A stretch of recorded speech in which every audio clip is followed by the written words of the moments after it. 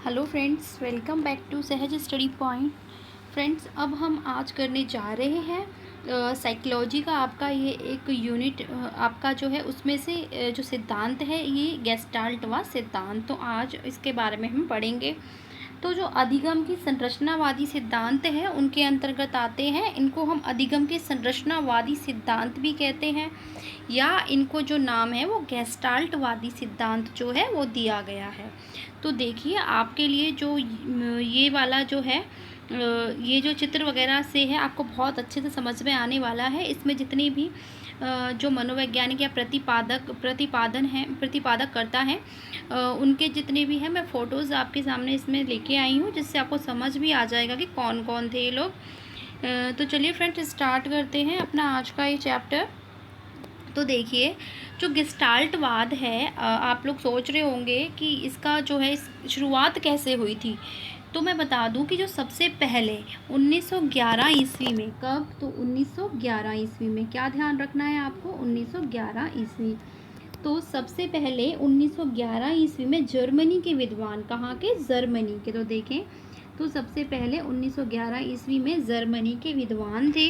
कौन, मैक्स वर्दीमर। जो ये आपको दिख रहे हैं, ये जो दिख रहे हैं ये हैं मैक्स वर्दीमर। कौन है, मैक्स वर्दीमर है।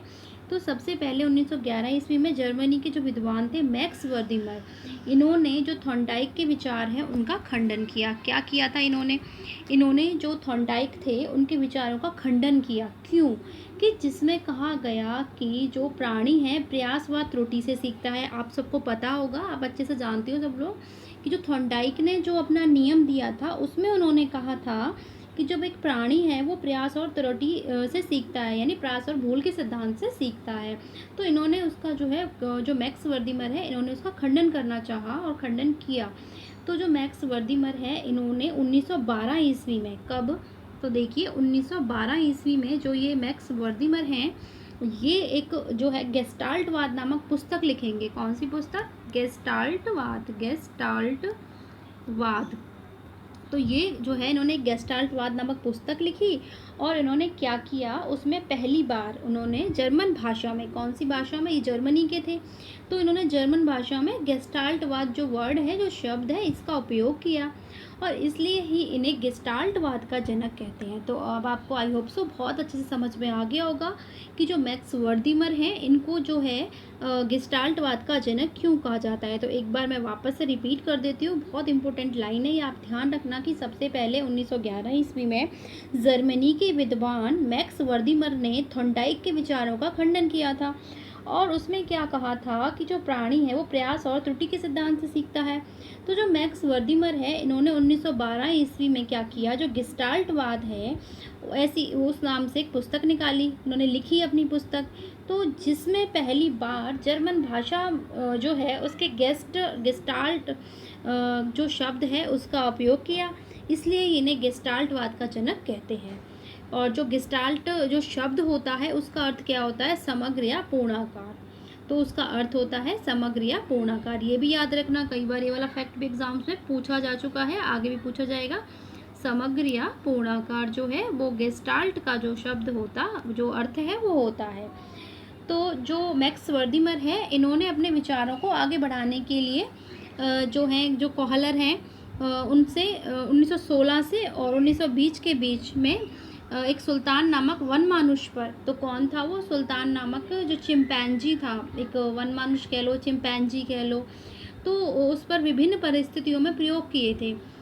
तो इस प्रकार से क्या हुआ, जो कुर्थ इसमें आएंगे, कोफका, इसमें 3 लोग आएंगे। सबसे पहले तो आ गए मैक्स वर्दीमर, फिर इस आएंगे कोहलर, और उसके बाद आएंगे कॉफका। तो उसके बाद क्या हुआ, ये मिले कोहलर से, कोहलर के बाद ये कॉफका से मिलेंगे। तो उन्होंने जो इस प्रयोग के बारे में विचार को कुर्थ कॉफका ने इस सिद्धांत के रूप में प्रस्तुत किया। तो यह जो सिद्धांत है 1925 में प्रसिद्धि को प्राप्त हुआ था। तो चलिए अब इसमें देख लेते हैं कौन कौन सी बातें दे रखी हैं। तो देखिए, जो कोहलर हैं तो इनका जो ये सिद्धांत है ये क्या कहलाएगा, सूझ या अंतर्दृष्टि का सिद्धांत कहलाएगा। आपको मैंने 3 इसके प्रवर्तक बता दिए हैं। मैक्स, ये जो है वर्दीमर, मैक्स वर्दीमर हैं, ये वॉल्फ गैंग कोहलर है। इनका जो कोहलर का जो पूरा नाम है वो है वॉल्फ गैंग कोहलर। और कितनी बार जो है पुराने पेपर्स आप उठाकर देख सकते हो, उनमें इनके जो है पूरे पूरे नाम जो हैं वो पूछ लिए गए हैं। तो इसलिए आप उनको पूरे नाम भी याद करने ज़रूरी हैं। ये भी कई बार पूछे जा चुके हैं एग्ज़ाम में, तो आगे भी शायद पूछ सकते हैं, तो इनको ध्यान रख लेना। और थर्ड है इनके सहयोगी कहलाएंगे कॉफका। और जो कॉफका है ये कहाँ के हैं? कुर्त कॉफका, सॉरी इनका जो पूरा नाम है ये क्या है? इनका पूरा नाम है कुर्त कॉफका। तो देखिए तीनों में से देखिए परिवर्तन तो किया वर्दीमर ने, प्रयोगकर्ता हो गए कोहलर और इसके सहयोगी हो गए कॉफका। तो ये ध्यान रखना है, ये पूछ सकता है। अब देखते हैं मैक्स वर्दीमर। तो देखिए ये जो हैं ये आप अच्छे से देख लीजिए, ये मैक्स वर्दीमर है। अगर आप इस वाले फ़ोटो को अच्छे से देख लेंगे तो क्या है, आप जैसे ही इसको इसके थ्योरी जब पढ़ेंगे तो आपको ध्यान आ जाएगा कि जो मैक्स वर्दीमर है वो कैसे हैं, आप अंतर कर पाएंगे तीनों में। तो ये मैक्स वर्दीमर है, आई होप सो आपने देख लिया होगा। और ये प्रतिपादक है। इनका जो जन्म है वो देखिए 1880 जो है ईस्वी में हुआ, ऑस्ट्रो हंगरी में हुआ। उनकी मृत्यु 1943 में हुई थी। और इनकी एक पुस्तक है उत्पादक सोच, इनकी कोई पुस्तक है उत्पादक सोच भी है। और इन्होंने अपनी जो है गेस्टाल्टवाद नामक पुस्तक भी लिखी। और इनका सिद्धांत है रिक्त पूर्ति जो है पूर्तिता का सिद्धांत, इसको हम कहते हैं। नेक्स्ट देखें तो कुर्ट लेविन। तो जो कुर्ट लेविन है इन्होंने जो सिद्धांत दिया था वो दिया था क्षेत्रवादी सिद्धांत। कौन सा? क्षेत्रवादी। और नेक्स्ट है आपके कर्ट कोफका। अब देखिए ये दे रखे हैं आपके कर्ट कोफका। तो देखिए इनका जो जन्म है वो हुआ है 1886 में, इनकी मृत्यु 1941 में। इनका जन्म जर्मनी में हुआ है। और थोड़ी इनके बारे में ये देखिए, ये कॉफका है, कर्ट कॉफका। आपने ऊपर देखे थे मैक्स वर्दीमर, अब मैं आपको दिखा रही हूँ ये कौन है, ये हैं आपके कर्ट कॉफका। और थोड़ा सा इनके बारे में देखिए, यहाँ भी दिया हुआ है, इसमें भी बॉर्न यानी इनका जन्म हुआ मार्च 1886 यानी 1886 में। डाइड नवंबर 22 1941 यानी कि इनका जो ये मरे थे यानी इनकी मृत्यु हुई थी तो ये हुई थी 22 नवंबर 1941 को। बॉर्न इन बेर्लिन, तो इन जर्मनी, तो यानी कि जर्मनी में इनका जन्म हो गया था। और ये साइकोलॉजिस्ट थे, another of the founders of gestalt psychology. और ये जो थे एक ये फाउंडर थे उसके किसके? गेस्टाल्ट साइकोलॉजी के। और ये थे लर्निंग थ्योरिस्ट, यानी कि इन्होंने अधिगम का जो सिद्धांत है वो दिया था। अब हम जो है ये एक थीम थी आपको समझाने के लिए कि जो गेस्टाल्टवाद है वो होता क्या है और इसके किसने दिया और उनकी जन्म मृत्यु वगैरह थी। अब जो है हम गेस्टाल्टवाद स्टार्ट करने जा रहे हैं। तो देखिए गेस्टाल्टवाद संप्रदाय, तो देखिए तो अंतर जो सूझ या अंतर्दृष्टि का सिद्धांत भी कहते हैं। तो गेस्टाल्टवाद जो सिद्धांत है इसको नाम दिया सूझ या अंतर्दृष्टि का सिद्धांत। तो ऐसे भी पूछता है कि सूझ या अंतर्दृष्टि का सिद्धांत कौन सा है, आपको 4 ऑप्शंस मिल जाते हैं। त्रुटि या भूल का सिद्धांत, जिसे उसके याद नाम दे देगा आपको, कोफका वाला, थोंडाइक वाला, या पावलोव जो था, या क्रिया प्रसूत अनुबंधन। इस टाइप से कैसे भी आपको प्रश्न बना सकता है। तो अब इसको देख लेते हैं। ये कोहलर हैं, तो कोहलर देख लीजिए। ये आपके सामने कोहलर है। हमने आपको मैक्स वर्दीमर दिखा दिए और आपको हमने जो है कॉफका दिखा दिए। अब ये कोहलर जी हैं। तो देखिए प्रतिपादक मैक्स वर्दीमर हैं, प्रयोगकर्ता कोहलर हैं। प्रयोग किया इन्होंने चिंपैंजी पर प्रयोग किया, वो उसका नाम था सुल्तान। सहयोगकर्ता थे कॉफका। प्रतिपादन किया था आपको पहले ही मैंने बताया था 1912 में। और ये वाला जो प्रयोग है ये प्रसिद्ध हो चुका था, ये 1920 में जो है बहुत ज़्यादा प्रसिद्ध हुआ था। तो कोहलर जो है ये 1887 से लेकर जो है इनका 1967 तक इनका जो है इनका टाइम पीरियड है, यानी कि इनका जन्म और मृत्यु का इसमें डेट दे रखी है। नेक्स्ट है गेस्टाल्टवाद। तो जर्मन का शब्द है, अर्थ है पूर्णाकारवाद। तो देखिए वही बात है जो पहले बताइए, जर्मन भाषा का शब्द है, इसको पूर्णाकारवाद भी कहते हैं या पूर्ण से अंश की ओर भी कहते हैं इसको। तो चलिए नेक्स्ट आगे देखते हैं। इनका पूरा नाम है वुल्फगैंग कोहलर और ये कहाँ के हैं? जर्मन के। नेक्स्ट है तो देखिए संपूर्ण से अंश की ओर। तो ये जो है आपको ये जो इसमें प्रयोग किया था सुल्तान के ऊपर, उसका एक चित्र है। इसमें से आपको ये बहुत अच्छे से समझ में आने वाला है। तो देखेंगे हम इसका प्रयोग नीचे। उससे पहले इस चित्र का थोड़ा सा मैं आपको बता देती हूँ इस चित्र के बारे में।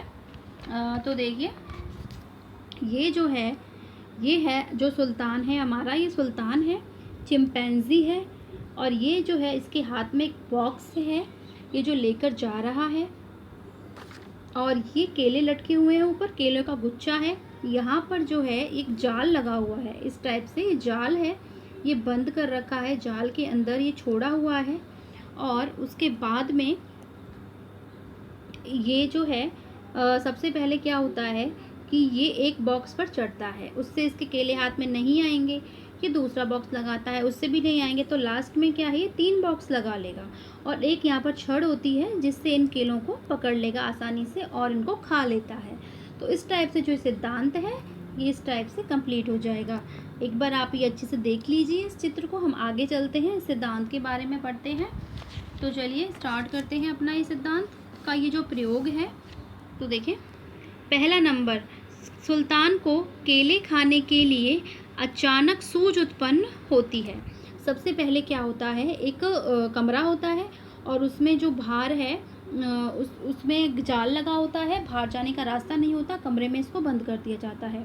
तो सबसे पहले जो सुल्तान है सिर्फ एक बार गुच्छे लटका दिए जाते हैं केले के ऊपर, तो उसको सूझ उत्पन्न होती है कि मैं क्या है केले खाऊं। तो फिर उसके बाद क्या होगा, उसके द्वारा ही एक बॉक्स को दूसरे बॉक्स पर रखता है, वहाँ एक बॉक्स भी रख देते हैं रूम में और केले का गुच्छा लटका देते हैं। तो अपने दिमाग लगाता है कि एक बॉक्स के ऊपर दूसरा बॉक्स रख देता हूँ, उसके बाद वो और केले को प्राप्त कर लेता है। नेक्स्ट देखते हैं, सेकंड है इसका, इसके 2 प्रयोग थे। दूसरे प्रयोग में केलों को बड़े से घर के बाहर रख दिए जाते हैं और सुल्तान के पास आपस में जुड़ जाने वाली छड़ी रख दी जाती है। अब नेक्स्ट प्रयोग में छड़ी रख दी जाएगी और इसमें भी अचानक सूझ उत्पन्न होने पर सुल्तान जो है वो क्या करेगा, उनको आपस में जोड़ लेता है, जो उसके पास जो छड़ी होती है ना उनको जोड़ लेता है इस और केलों को प्राप्त कर लेता है। तो इसमें जो है आपको दिखाया नहीं, तो देखिए इसमें आपको जो है वो छड़ी वाला है वो दिखाया नहीं है, तो ऐसे इसमें सिर्फ बॉक्स वाला जो प्रयोग है यही दिखाया गया है। और ये बाद में जो सेकंड प्रयोग करेगा तो उसमें देखिए यहाँ से जो है छड़ी का प्रयोग करेगा, एक छड़ी फिर दूसरी छड़ी, और इससे केले प्राप्त कर लेता है। तो आगे देखते हैं इसका। तो सुल्तान पर 2 बार प्रयोग किए गए, तो इसका निष्कर्ष निकला है, गेस्टाल्टवादियों के अनुसार सीखना अधिगम प्रयास व त्रुटि के द्वारा ना होकर सूझ के द्वारा होता है। कि हमें क्या है, जो अचानक से, ये मानते हैं गेस्टाल्टवाद वाले कि अचानक से जो हमारे दिमाग में एक सूझ उत्पन्न होती है जो कभी भी उत्पन्न हो सकती है, कोई ज़रूरी नहीं है कि आप कोई प्रयास करें, कोई त्रुटि हो, गलती हो, कोई मतलब नहीं है। उन्होंने खंडन किया है थॉर्नडाइक के सिद्धांत का और उन्होंने ये माना है कि हमारे दिमाग में सूझ उत्पन्न होती है और उसके अनुसार ही हम जो है कार्य करते हैं। तो गेस्टाल्टवादियों के अनुसार सीखना अधिगम प्रयास व त्रुटि के द्वारा ना होकर सूझ के द्वारा होता है। सूझ का अभिप्राय अचानक उत्पन्न होने वाले एक ऐसे विचार से है जो किसी समस्या का समाधान कर दे। कैसे भी प्रकार की समस्या हो, तुरंत हमारे दिमाग में जो है उसकी सूझ उत्पन्न होगी, हम उसका समाधान कर लेते हैं। आगे है, सूझ द्वारा सीखने के अंतर्गत प्राणी परिस्थितियों का भली प्रकार से अवलोकन करता है। क्या करता है, जब सूझ के द्वारा जब सीखेगा जो प्राणी, तो वो क्या करेगा, जो परिस्थितियाँ उसके जैसी भी प्रतिकूल या अनुकूल होंगी तो भली प्रकार से उनका अवलोकन करेगा और उसके बाद में अपनी प्रतिक्रिया देता है। सूझ द्वारा सीखने के लिए बुद्धि की आवश्यकता होती है, सिर्फ आपको बुद्धि चाहिए। अगर बुद्धि है तो आप सूझ के द्वारा जो सारी प्रॉब्लम्स हैं उनका समाधान कर सकते हो। और इस प्रकार का अधिगम में मस्तिष्क का जो है सर्वाधिक प्रयोग होता है। तो आई होप सो आपको अच्छे से समझ में आ गया होगा सूझ का सिद्धांत। अब इसके हम सेक्शन महत्व देखते हैं, इसके कुछ सेक्शन महत्व है कि, तो देखिए 1 नंबर का इसका सेक्शन महत्व है। तो देखिए, समस्या का पूर्ण रूप से प्रस्तुतिकरण। तो जो समस्या है इसमें क्या है, उसका पूर्ण रूप से प्रस्तुतिकरण किया जाता है। अगर हमें समस्या पूर्ण रूप से नहीं पता है तो हम उसको हल नहीं कर पाएंगे। तो इसलिए हमें समस्या का पूर्ण रूप से इसमें पता चल जाता है कि समस्या है क्या, हम उसकी जड़ तक जाएंगे और उसको जो है उसके समाधान को कर लेंगे फटाफट से। और दूसरा है तत्पर होना, इसके लिए हमें तत्पर भी होना पड़ेगा इस सिद्धांत के हिसाब से जो है। तो बच्चों को भी तत्पर होना चाहिए, उससे रिलेटेड है कि इसका शिक्षा में क्या महत्व है। थर्ड है विषय वस्तु का उचित संगठन। फोर्थ है कठिन विषय के लिए उपयोगी, जैसे कोई कठिन विषय है तो उसके लिए बहुत उपयोगी है ये। फाइव है लक्ष्य प्राप्ति में सहायक। जैसे कि तो चिंपैंजी था, उसने लास्ट में केलों को प्राप्त कर लिया तो उसने अपने लक्ष्य को प्राप्त कर लिया। उसी तरह ही हम लक्ष्यों को जो प्राप्ति में सहायक हैं। ये किसने बोला है? ये लाइन जो है ड्राइवर की है कि ये जो सूझ और जो सूझ का सिद्धांत है वो लक्ष्य प्राप्ति में सहायक है। छठा है स्वयं खोजकर सीखना। इसके द्वारा हम स्वयं खोजकर सीख सकते हैं, इसमें हमें किसी की आवश्यकता नहीं है। सातवां है समस्या समाधान आधारित शिक्षा, और इससे जो है समस्या का समाधान हो जाता है। जो सूझ का सिद्धांत है उसके अनुसार हम समस्या का समाधान कर लेते हैं।